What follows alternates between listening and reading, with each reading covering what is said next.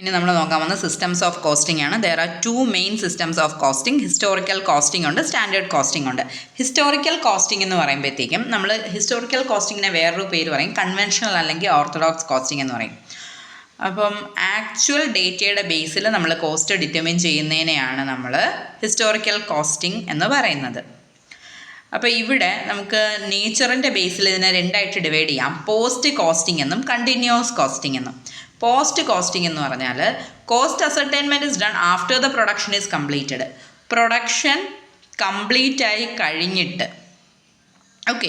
Cost ascertain ചെയ്യുമ്പോഴാണ് അവിടെ post costing വരുന്നത്. ഇനി കണ്ടിന്യൂസ് കോസ്റ്റിംഗ് എന്ന് പറഞ്ഞാൽ cost ascertainment is done as soon as the job is completed. അപ്പോൾ കോസ്റ്റ് അസർട്ടൈൻമെൻറ്റ് ചെയ്യുന്നത് ജോബ് കംപ്ലീറ്റ് ആയി കഴിയുമ്പോഴായിരിക്കും.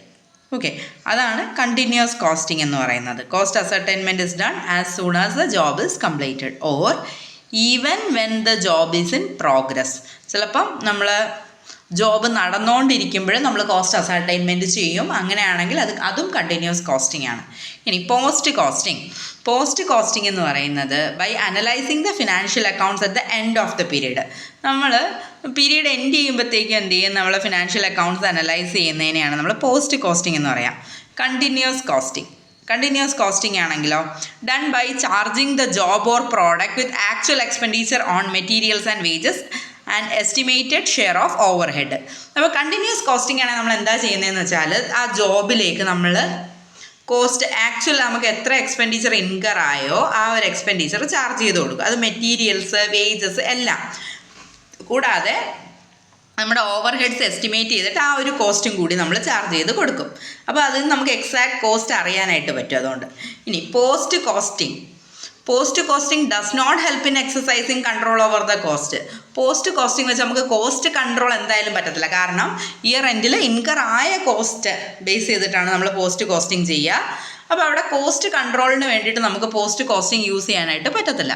ഇനി കണ്ടിന്യൂസ് കോസ്റ്റിംഗ് ആണെങ്കിലോ continuous costing provide prompt cost information to the management.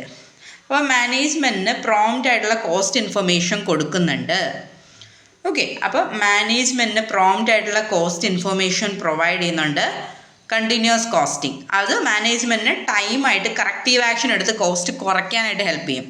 However, it neither provide any standard for judging current efficiency nor does it disclose what the cost of the job ought to have been. അപ്പോൾ ഇവിടെ എന്ന് പറയുന്നത് standards ഒന്നും നമ്മൾ set ചെയ്ത് വെച്ചിട്ടില്ല current എഫിഷ്യൻസിക്ക്. പിന്നെ എത്ര കോസ്റ്റ് ഇൻകർ ആവാം ഓരോ ജോബിനും. അപ്പം അങ്ങനെ സ്റ്റാൻഡേർഡ് ഒന്നും നമ്മൾ സെറ്റ് ചെയ്ത് വെച്ചിട്ടില്ല. പക്ഷെ നമ്മൾ എന്ത് ചെയ്യുന്നു, കോസ്റ്റ് കൺട്രോൾ ചെയ്യാനായിട്ട് നമുക്ക് പറ്റും. ഓരോന്നിലും എത്ര കോസ്റ്റ് ഇൻകർ ആവുന്ന ഐഡൻറ്റിഫൈ ചെയ്തിട്ട് കൺട്രോൾ ചെയ്യാനായിട്ട് നമുക്ക് പറ്റും. കണ്ടിന്യൂസ് കോസ്റ്റിംഗ് ആണ്. ഇനി സ്റ്റാൻഡേർഡ് കോസ്റ്റിംഗ് എന്ന് വെച്ചാൽ നമ്മൾ എന്ത് ചെയ്യും, ഒരു standard pre determined standard set ചെയ്ത് വെച്ചിട്ട് അത് യൂസ് ചെയ്തിട്ട് നമ്മൾ കോസ്റ്റ് കമ്പയർ ചെയ്ത് നോക്കും. ആക്ച്വൽ കോസ്റ്റ് എന്ന് പറഞ്ഞാൽ ആ സ്റ്റാൻഡേർഡിനേക്കാളും കൂടാതിരിക്കാൻ വേണ്ടിയിട്ട് നമ്മൾ നോക്കും.